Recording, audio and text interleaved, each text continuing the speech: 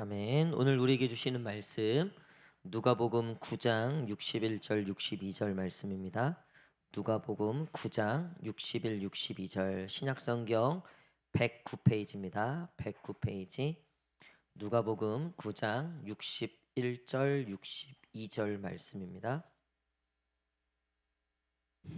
신약성경 109페이지 우리 다 찾으신 줄 알고 두 절의 말씀 다 함께 읽겠습니다. 시작. 또 다른 사람이 이르되 주여 내가 주를 따르겠나이다마는 나로 먼저 내 가족을 작별하게 허락하소서. 예수께서 이르시되 손에 쟁기를 잡고 뒤를 돌아보는 자는 하나님의 나라에 합당하지 아니하리라 하시니라. 아멘. 할렐루야. 예, 우리 마음에 손을 얹고 하나님께 한번 이렇게 고백하겠습니다. 주님 내게 은혜를 주십시오. 시작.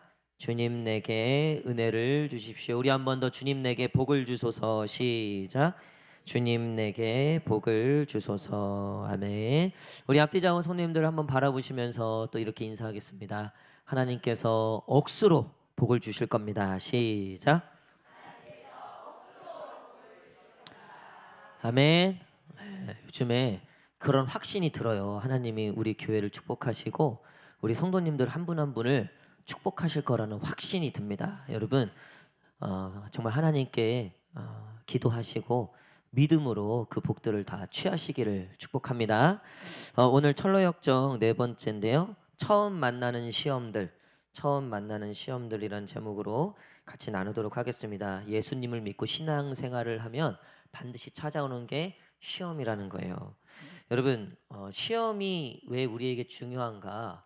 이 시험은 두 가지가 있죠. 첫 번째는 유혹이에요. 템프테이션이라고 하는, 그러니까 사탄이 우리를 끌어내리려고 하는 시험이 있고, 또 두 번째는 테스트죠. 테스트. 이거는 상 주려고 주는 거예요. 우리가 그러잖아요. 한번 시험해보고 잘하는지 못하는지 보고 상 주잖아요. 그렇죠? 그러니까 우리가 하나님께로부터 받는 건 테스트예요. 그래서 하나님은 사실 상 주려고 우리에게 시험을 하신다는 거죠. 우리가 신앙생활하면 크게 두 가지로 시험이 찾아와요.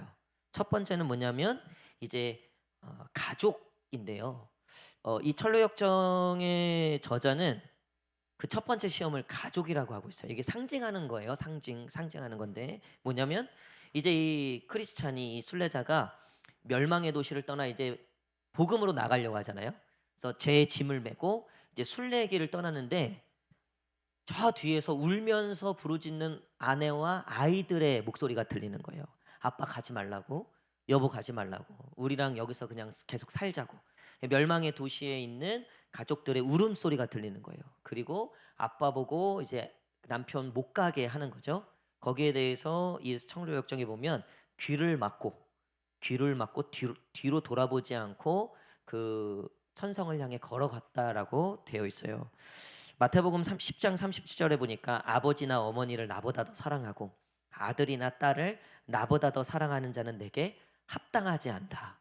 여러분 이게 굉장히 무서운 얘기면서 동시에 이 하나님 예수님의 이게 정말 엄청난 우리에게 주시는 엄청난 결단의 말씀이에요.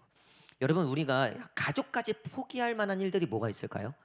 가족까지 포기할 만한 일들 거의 없어요. 그쵸? 가족을 포기한다? 이거 쉽지 않은 거예요. 근데 제가 예전에 영화들을 보니까 특별히 이제 암살이라든가 어떤 우리나라 독립 전쟁 이야기, 그러니까 우리나라 독립을 위한 영화를 보면 하나같이 다 가족을 포기해요. 무엇을 위해서? 나라의 독립을 위해서. 그러니까 그 정도의 아주 큰 정의가 아니면 웬만히 가족을 포기할 수 없죠. 그 가족은 곧 나라고요, 나. 나를 포기한다는 거예요. 내 어떤 정체성과 내 어떤 존재를 포기하는 것과 똑같아요. 아브라함에게 아들을 달라고 하나님이 말씀하셨잖아요. 하나님이 어떻게 보면 되게 짓궂으시죠. 좀 어떻게 보면. 근데 여러분 아들을 달라는 정도의 시험을 받은 아브라함이 어떤 존재를 생각하셔야 된다는 거예요. 그러니까 하나님이 그 정도로 시험을 세게 볼 만하면 이 아브라함에게 약속된 축복이 얼마나 크다는 거예요. 여러분 우리도 시험을 볼 때 뭐 1급 시험이 있고 2급 시험이 있고 3급 시험이 있단 말이에요. 1급 시험이 가장 어렵죠, 당연히. 3급 시험은 옛날에 이렇게 컴퓨터 뭐 이렇게 정보 처리, 뭐 워드 패스 뭐 처리 이런 자격증들이 있단 말이에요. 그런 것들 중에 급수가 나눠져 있어요. 뭐 무시하는 건 아니지만 2급까지는 그냥 수업만 들어도 딴대요. 수업만 들어도 그냥 다 따게 해준다는 거예요. 근데 1급은 아니라는 거예요. 그거는 정말 확실하게 공부해야 되고 그 웬만히 해서는 이제 못한다는 거죠. 하나님이 우리에게 시험을 주시는데 가족을 마치 포기해야 되는 것 같은 그 정도의 시험을 주신다는 거예요. 그만큼 여러분 이 복음이라는 무게가요 엄청나다는 거예요. 우리가 신앙을 갖고 신앙의 길을 걸어간다는 거는 단순한 게 아니라 굉장히 우리 인생에 우리 영혼에 엄청나게 큰 아젠다라는 거죠. 그렇기 때문에 우리에게 가족을 포기할 만한 그러니까 아버지나 어머니나 아들이나 딸보다 나를 덜 사랑하면 안 된다. 나보다 그들을 더 사랑해서도 안 된다. 이거는 정말 큰 시험이죠. 여러분 우리의 신앙을 한번 돌아보십시오. 내가 하나님을 사랑하는 정도가 내 아들보다 더 하나님을 사랑하는가? 또 우리 부모님, 우리 가족보다 하나님을 더 사랑하는가? 우리 집에서는 저희 집이요. 저희 집에서는 그런 게 있어요. 우리 사모도 저도 애들도 엄마 나 사랑해 뭐 서로 사랑을 고백할 때 우리는 뭐 사랑을 많이 고백하는데 항상 있어요.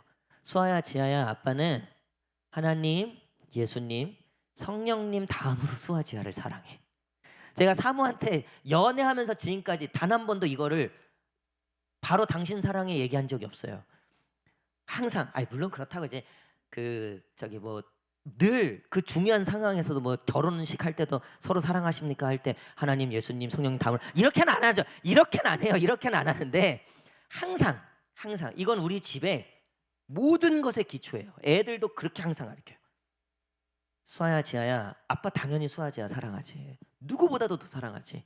근데 하나님, 예수님, 성령님 다음이야. 이거는 우리 집안의 가장 기초예요. 여러분 근데 그게 맞는 거예요. 그게 아이들을 위한 거기도 하고요. 우리를 위한 거기도 해요. 여러분 자식을 하나님보다 더 사랑하면요. 어떤 일이 일어날까요? 자식을 하나님보다 더 사랑한다. 하나님이 꼭 그런 건 아니겠지만 그 자식을 가만히 둘까요?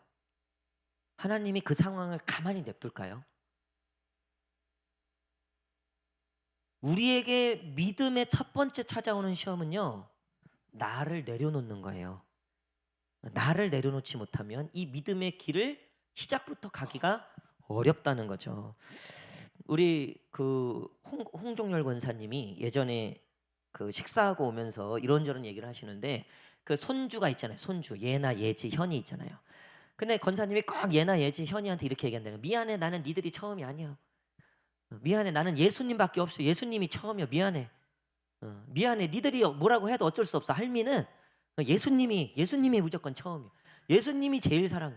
그 다음은 니네요. 이승희 집사님이 이제 밀려난 거죠. 그 손주들한테. 여러분 이게요 할머니한테 쉽지가 않은 거예요. 손주를 향한 손주. 저희 아버지가 엊그저께 무슨 책을 사오셨대요. 근데 저희 사모한테 이제 며느리한테 전화한 거죠. 지아가 학교 언제 들어가? 그러니까 아직 6살이라 내후년에 들어간다니까 왜 이렇게 늦게 들어가냐는 거예요. 그래서 알았다고 했더니 나중에 보니까 책을 사셨는데 지아 초등학교 입학 무슨 뭐 한글 공부 이 책을 몇 권을 샀더라고요. 그래서 내가 아버지 이런 거 사지 마시고요. 아버지 드시고 싶은 거 드세요. 절대 뭐 사오지 마세요. 절대 그런 거 하지 마시고 그 돈으로 아버지 드시고 싶은 거 드시고 아버지 하고 싶은 거 하세요. 말려도 이게 돼요 안 돼요? 저를 위해서 사온 건 아무것도 없어요. 애들이면요 뭐 무슨 날이 이번에 아마 또 어린이날도 제가 제발 그런데 돈 쓰지 마시라. 애들 인형 많다. 애들 장난감 많다. 우리도 안 사준다. 근데 할비 마음은 그게 아닌 거예요. 못 해줘서 미안하지.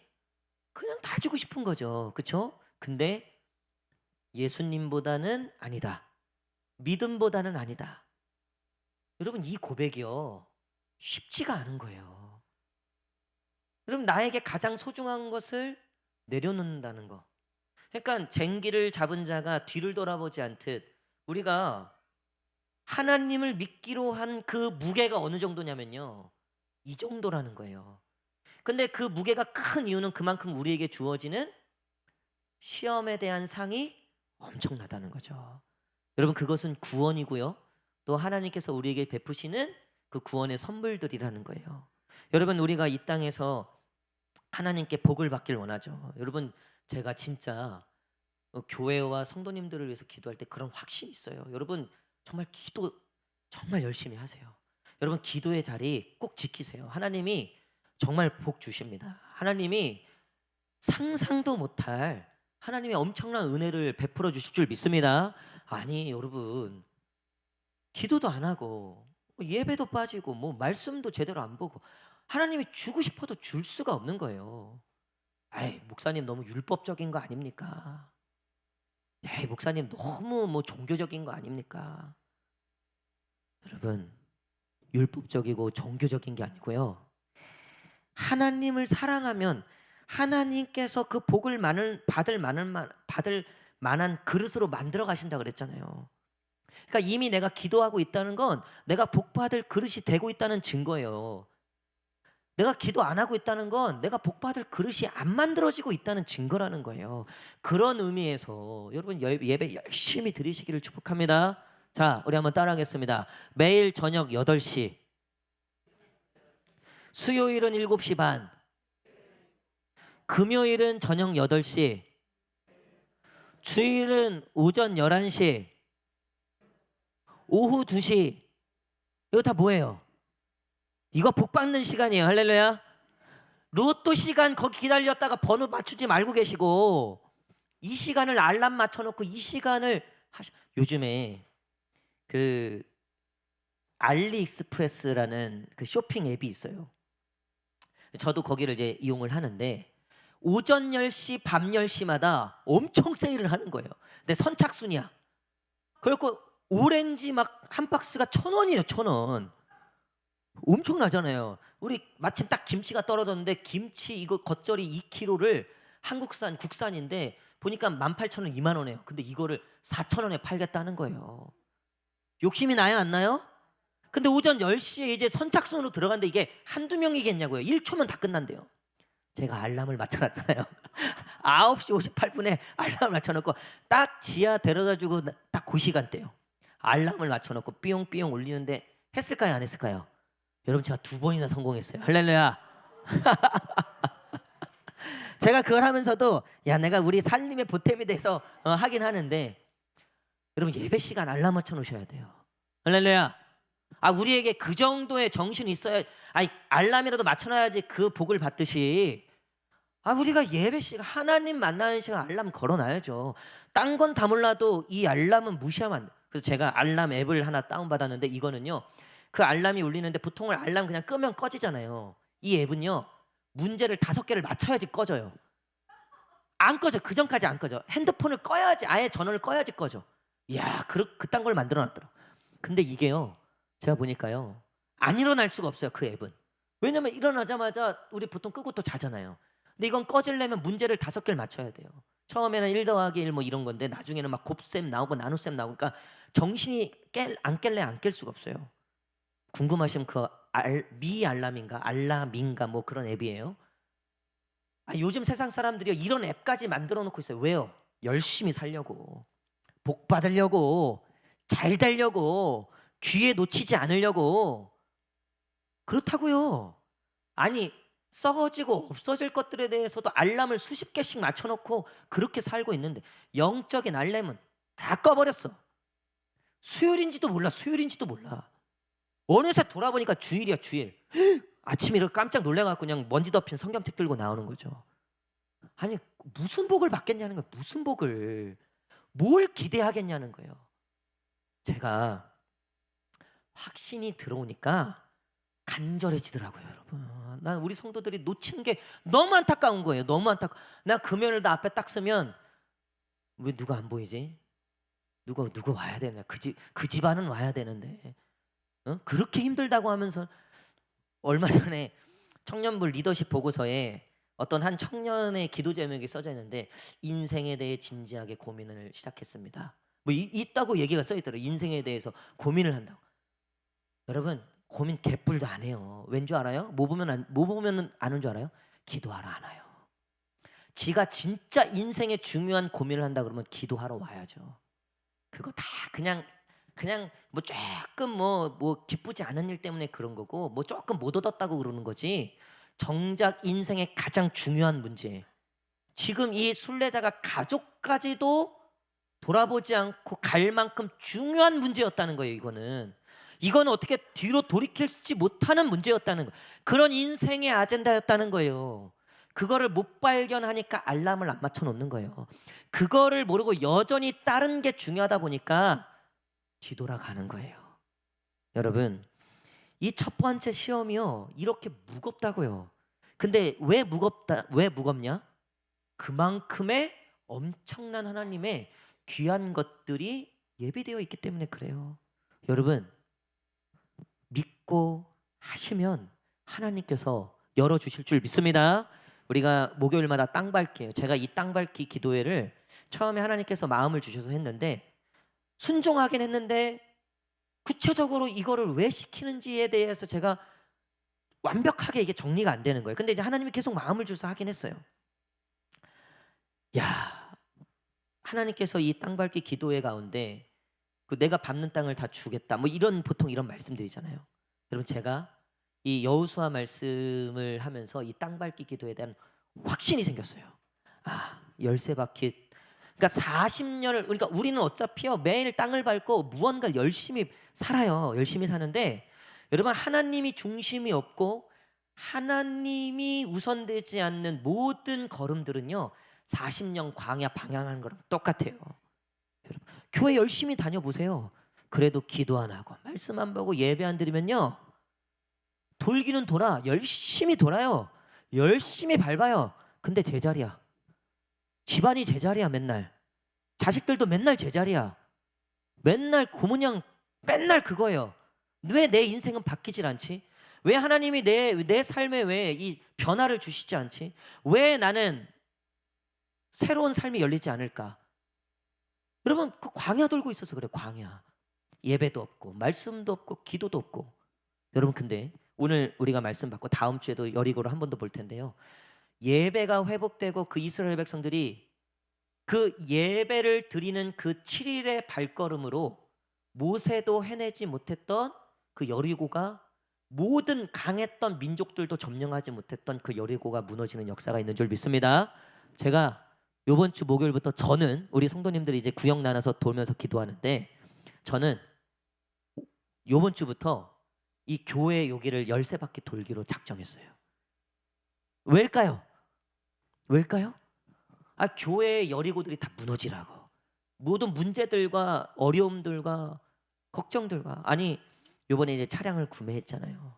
이게 우리가 돈이 많아서 구매한 게 아니에요. 그 조기 폐차한다고 이제 그 저희 스타렉스를 가져가는 그분이 중간에 나한테 5분 만에 전화 왔어. 이거 원래 이렇게 소리가 나냐는 거예요. 그 사람도 무서웠나 봐. 아, 그대로 1년 탔어요. 저 그랬더니 걱정하지 말고 가세요. 어쨌든 그래서 이게 이제 노후가 돼서 안 바꿀 수가 없어서 바꾼 거지. 사실은 바꿀 수 있는 그런 상황과 형편은 아니에요. 우리 교회가. 그리고 여러분들이 헌신해 주셔서 어쨌든 그렇겠지만 아직 할부금이 2천만 원 정도 남아있단 말이에요. 이게 얼마나 큰 부담이에요. 사실은 부담이죠. 근데 어제 누가 여기 교회에다가 또 청구서 하나를 올려놓고 간 거예요. 보니까 이 옥상 방수 공사를 했단 말이에요. 그게 한 800 몇만 원 작업비가 나왔더라고. 우리 교회에 190만 원 내라고 그 청구서가 딱 올려져 있는 거예요. 저기. 아니, 문 잠가놨는데 누가 올려놓은 거예요, 저거 도대체. 그리고 우리 교회가 이제 30년 건물이 넘다 보니까 소방 시설이 또 이게 노후가 돼서 문제인 거야. 우리 건물 관리는 양문교회가 하잖아요. 우리가 월 7만 원씩 관리비 내요. 여러분 이거 사실은 양문교회가 거의 무료로 하는 거예요. 사실은 그래요. 우리 교회가 참 그거는 참 고마운 거예요. 관리 다 해주면서 우리는 7만 원 내요. 월 7만 원. 다른 교회 목사님들이 놀래요. 상가교회가 어떻게 관리비 7만 원밖에 안 내는 거예요. 사실 굉장히 고마운 거예요. 양문교회. 근데 이 소방시설 하다 보니까 이게 공동 그 시설이잖아요. 이거는 거의 또 누가 1,900또 올려놨어 여기다. 돈 1,000만 원 또 나오더라고요. 이거 평수대로 하면 우리 교회가 한 300만 원, 200만 원 사이 또 할 것 같아요. 아니 지금 이거 어쨌든 이 차 할부도 걱정인데 어제 또 청구서 2개 올라오고 하니까 막 지끈지끈한 거예요. 그래서 제가 그 선교사님 따라가서 어제 여기 앉아갖고 진짜 이 청구서를 이렇게 올려갔어요. 하나님 가져가시라고. 어떻게 돼요 이거? 그 선교사님 말이 맞더라고요. 떨어지더라고. 야, 하나님 진짜 해도 너무하십니다 이거. 근데 여러분, 아니 분명히 현실은 그렇죠. 아니 그렇죠. 근데 여러분, 우리가 지금 이 믿음의 길을 걸어가고 이 여리고가 보이는 이 모든 어려운 상황에서도 우리가 붙잡는 건 하나님이잖아요. 하나님. 아니 가족까지도 우리가 돌아보지 않을 만큼의 대단한 결단을 하고 지금 그분을 믿고 따르기로 결단했잖아요. 그러면 뒤돌아보지 않는 거예요. 그래서 제가 바로 회개하고 네, 요번 주부터 여기 교회 열쇠, 여기 옆에다 계단 만들어 놓은 거 아시죠? 여기 그렇죠? 우리 교회 땅 밟기 하라고 만들어 놨어요. 누가 만들어 놨지? 그래서 내가 이제 여기 계단으로 해갖고 이제 땅 밟기기도 할 때 저는 여기 열쇠 받게 돌려고, 시간 날 때마다 돌려고요. 시간 날 때마다. 우리 교회 여리고들이 다 무너지고 또 우리 교회가 소망하고 꿈꾸는 새로운 공간들도 생기고 우리가 이 건물도 차지하고 서로 좋은 조건 하에 서로 좋게 해서 우리 교회가 이거 얻어서 우리 정인순 권사님이 아프셔갖고 지금 허리 이것 때문에 제대로 걷지면서 계단은 꿈도 못 걷고 우리 어르신들 여기 계단 올라 에베레스트예요. 에베레스트. 요 계단 올라 목요일 날 전도하는데 국수 먹으러 어르신들이 올라오는데 아이고 그래서 못 올라오시는 분들이 있어. 속상한 거예요. 하나님 30년을 우리 성도들 여기 고생했으면 양문교회 그동안 1층에서 편하게 지냈으면 이제 바꿀 때 되지 않았습니까? 이제쯤 할렐루야. 오늘부터 도세요. 뒤돌아보지 말고 가세요. 그러니까 믿음으로 가정 문제도 그렇고요. 우리의 인생의 문제도 똑같아요, 여러분. 우리가 지금 믿음의 길이 그냥 가진 게 아니라니까요. 결국 우리가 이 힘을 다해서 이 길을 못 가니까 예수님이 대신 희생하신 거 아니에요. 예수님 값어치만큼 들여서 우리로 하여금 이 믿음의 길을 가게 하셨는데 자꾸 뒤돌아보는 거예요. 걱정되니까, 염려하니까, 두려우니까. 사랑하는 성도 여러분, 첫 번째 시험은요, 이 존 버년이라는 이 저자가 가족이라고 얘기했지만 이건 상징적이라는 거라고 말씀드렸죠. 가장 나에게 가장 나 같은 거, 그러니까 나를 내려놓는 거예요. 내 두려움, 내 염려, 여러분 그것들을 다 내려놓고 우리가 그 하나님만 바라보고 그 하나님을 가장 우선에 두고 그 하나님이 내 삶의 가장 중심이 돼서 우리가 걸어갈 때 하나님이 끝내 그 천국, 그 하나님의 도성에 이르게 하실 줄 믿습니다. 여러분 그런가 하면 두 번째 시험이 있어요. 두 번째 시험은요, 고집쟁이와 변덕쟁이가 있다는 거예요. 우리 한번 따라하겠습니다. 고집쟁이와 변덕쟁이. 시작. 아마 오늘은 고집쟁이 정도만 하고 끝날 것 같은데요. 다음 주에 이제 다다음 주에 변덕쟁이까지 이제 같이 할 텐데, 우리가 믿음을 시작하고 나서 우리를 자꾸 시험에 들게 만드는 그게 첫 번째가 변덕이라는 거예요. 변덕. 아니 고집쟁이라는 거예요. 변덕은 두 번째고 첫 번째가 이제 고집쟁인데 이 고집쟁이를 이 존 번연은 완고함이라고 표현하고 있어요. 완고함. 그러니까 내가 믿음의 길을 걸어가려고 그 믿음의 도성과 이 얘기는 들었는데 지금까지 내가 살아온 나의 습관, 나의 죄성, 나의 생각이 바뀌질 않는 거예요. 꺾이지를 않는 거예요. 여러분 믿지 않는 남편들 중에 제법 이런 분들이 있을 거예요. 안 꺾여요. 얼마나 꼿꼿한지 찔러도 피 한 방울 들어가지가 않을 것 같아요. 찔러도 믿음에 대해서는 하나님에 대해서 얼마나 확고한지 아니올시다예요. 근데 그게 꺾이지가 않는 거예요. 이 사람은 안 될 것 같은 거죠. 근데 그런 고집들이 우리에게도 있다는 거예요. 우리에게도. 여러분, 이 고집쟁이의 특징들이 있대요. 첫 번째는 굉장히 무지하대요.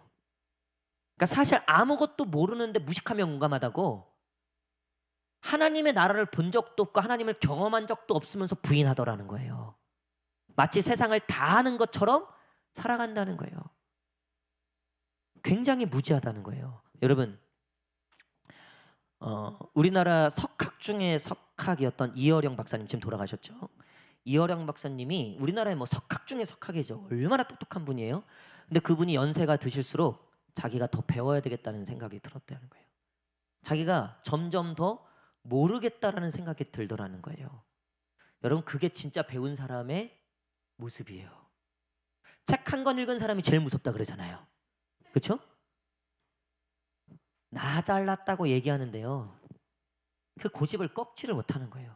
여러분, 그러니까 그 고집을 꺾지를 못하니까 결국 그 무지와 자신의 확고한 의지, 자기가 생각하는 게 진리라고 여기는 그 고집과 그 완고함에 사로잡히면 결국 누구와 부딪히냐면 하나님과 부딪힌다는 거예요. 하나님과. 그러니까 아무리 말씀을 듣고 아무리 신앙생활을 한다 해도요, 끝까지 자기는 안 죽는 거예요. 자기 생각을 꺾지를 않는 거예요.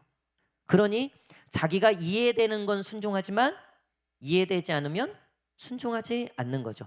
야, 6바퀴 돌고 마지막 날 7바퀴 돌아. 이게 순종이 안 되는 거예요. 왜요? 자기의 완고함이 있기 때문에. 여러분, 이런 분들 조심하셔야 돼요. 나는 틀린 말은 안 해. 자, 우리 옆 사람하고 한번 고백합시다. 조심하십시오. 시작. 여러분, 그렇게 얘기하시는 분들은 가급적 피하시는 게 좋아요. 그렇게 얘기하시는 분들하고 같이 일하면 큰일 납니다. 동업하면 정말 큰일 납니다. 나는 틀린 말은 안 해. 이게 얼마나 무서운 얘기인지 몰라요. 여러분, 목사님들이요, 이 위험에 빠질 때가 많아요. 왜냐하면 성경을 가르치잖아요. 그래서 교주들이 나오는 거예요. 교주들이. 이게 신의 영역, 영적인 영역에서 고집을 피워버리니까요, 무서운 거예요, 이게. 여러분, 제가 고집 부리기 시작한다고 보세요. 여러분들 괴로우실걸요. 여러분, 하나님의 이름으로 고집을 피우기 시작하면요, 그거 남편 못 이겨요. 그거 가족들도 다 잡아먹어요. 그거 어느 공동체를 가든요, 어딜 가든 싸울 거예요. 아마 제가 알기로는.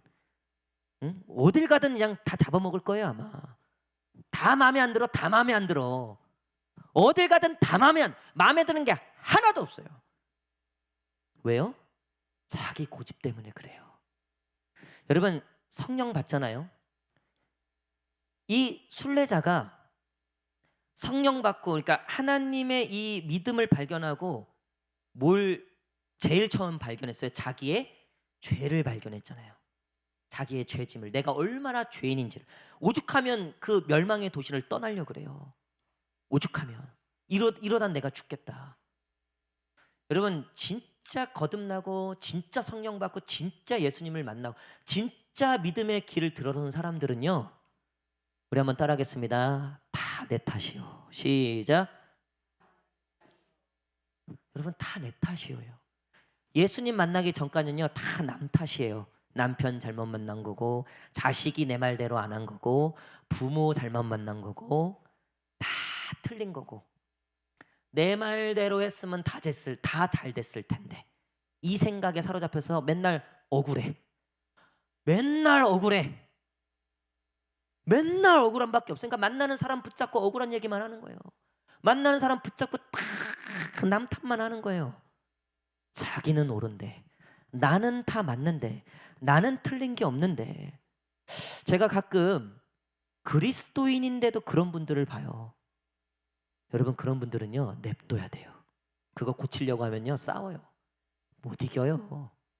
그거 못 이겨요. 하나님도 지금 그거 꺾으려고 정말 애쓰고 있는 거를 사람이 어떻게 꺾어요? 저는 냅둬요.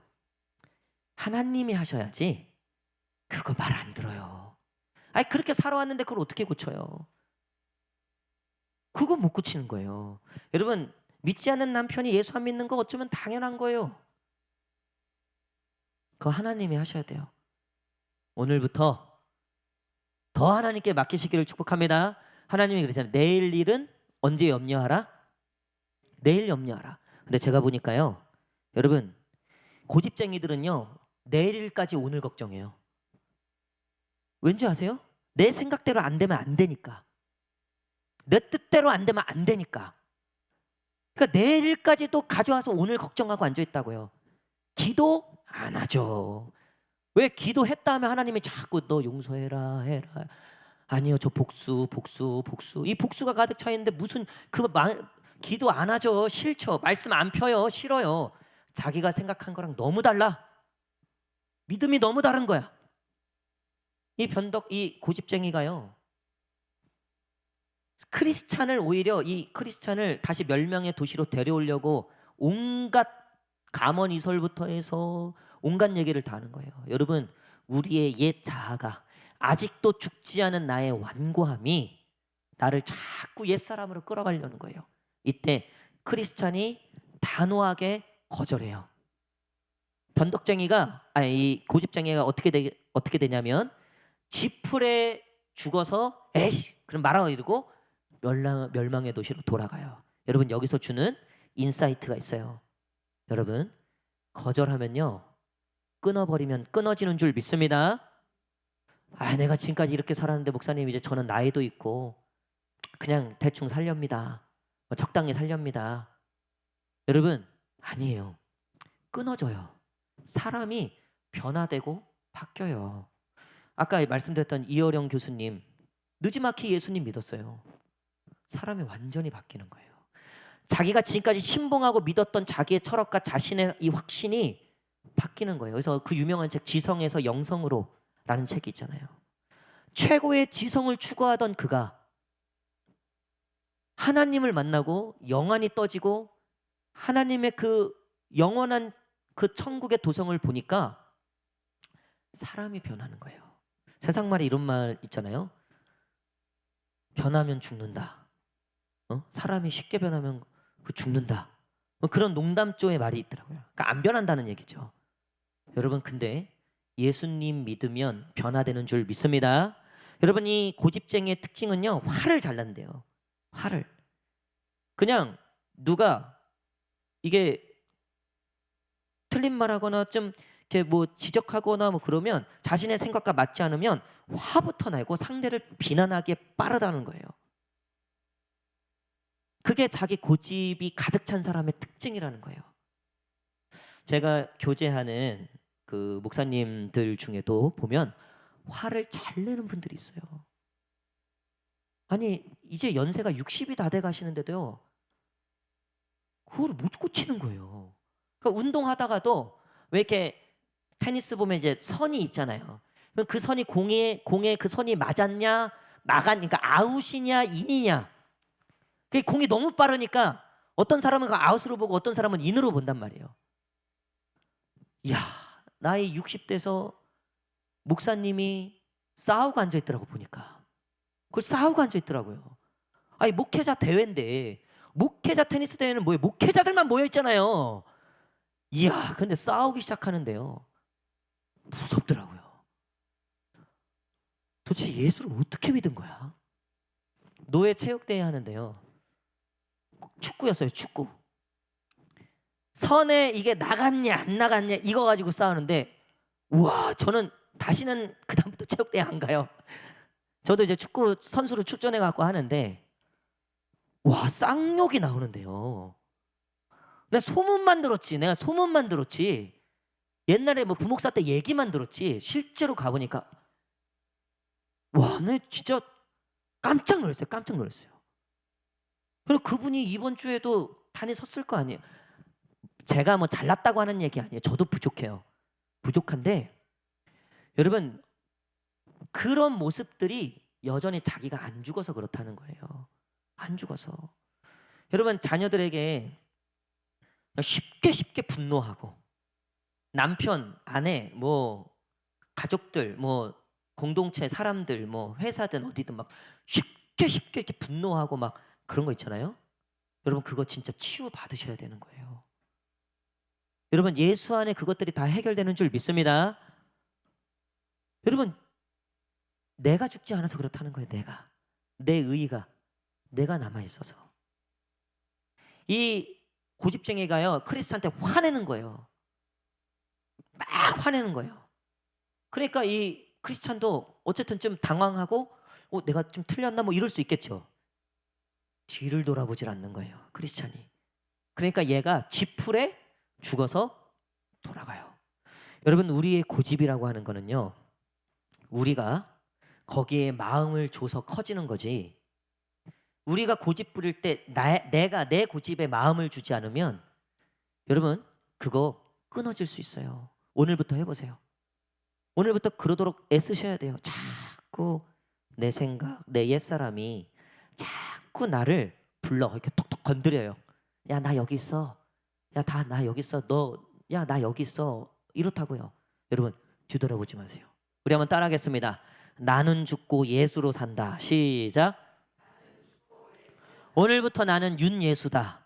오늘부터 나는 황예수다. 자, 오늘 자기 성 붙여서 오늘부터 나는 윤예수다. 시작. 오늘부터 나는 윤예수다. 할렐루야. 우리 옆 사람 치면 뭐가 나와야 돼요? 예수가 나와야 돼요. 예수. 여러분 교회에서도 그래요. 고집 부리는 사람들이 있어요. 고집 부리는 사람. 교회 일할 때 보면 고집 때문에 싸운다요. 결국 보면 양보가 안 되니까 싸우는 거예요. 여러분 지는 게 이기는 겁니다. 교회에서 고집 부리면 지는 거예요. 당장은 이긴 것 같죠? 당장은 기분 좋을 것 같죠? 아무도 그 사람 곁에 안 가려고 그래요. 그 사람하고 밥 먹는 것도 불편해요. 같은 그리스도인이지만 참 불편하다고요. 왜요? 기도 열심히 하는데 불편하겠어요? 아니에요. 기도도 열심히 해요. 나름 뭐 예배도 열심히 드려요. 근데 고집을 꺾질 못하는 거예요. 그 완고함을 꺾지를 못하는 거예요. 세상 사람들이 그것 때문에 그리스도인들을 너무나 위선적으로 보는 거죠. 사랑하는 성도 여러분, 말씀의 결론을 맺도록 하겠습니다.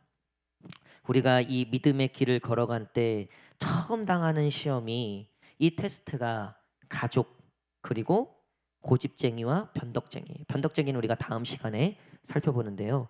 특별히 여러분 이 고집쟁이 가족 이거의 핵심은 뭐냐면 나예요. 나를 내려놓는 거예요.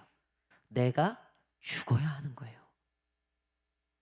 내가 죽고 예수가 살고. 오늘부터 우리는 윤예수다. 오늘부터 우리는 예수로 산다. 우리 오늘 기도하셨던 기련태 집사님이 우리 최혜림 집사님 부부잖아요. 유일하게 지금 부부가 있는 게 저희 가정 그리고 여기 우리 길 집사님네 가정이에요. 오늘부터 혹시라도 집에 들어가서 여기 목사님네도 있네요. 소정 전사님네 가정도 있고. 네. 지금 없죠? 또 다른 분들 없죠? 지금 남편이 있는. 아니 지금 이 시간에 백 집사님은 안 계시니까. 네. 백 집사님 못 들었으니까. 네. 봐줘요. 네. 오늘부터 가정에 들어가시면 욱 하거나 뭔가 헉 하거나 그때 예수. 그래서 이번 주에는 내가 와이프한테 당하는 주간, 고난 주간이다. 그런 마음으로 길집사님 이번 한 주간 그렇게 사시고 우리 목사님 이번 한 주간 그렇게 그게 이기는 거예요. 그게 이기는 거예요. 우리 기도하겠습니다.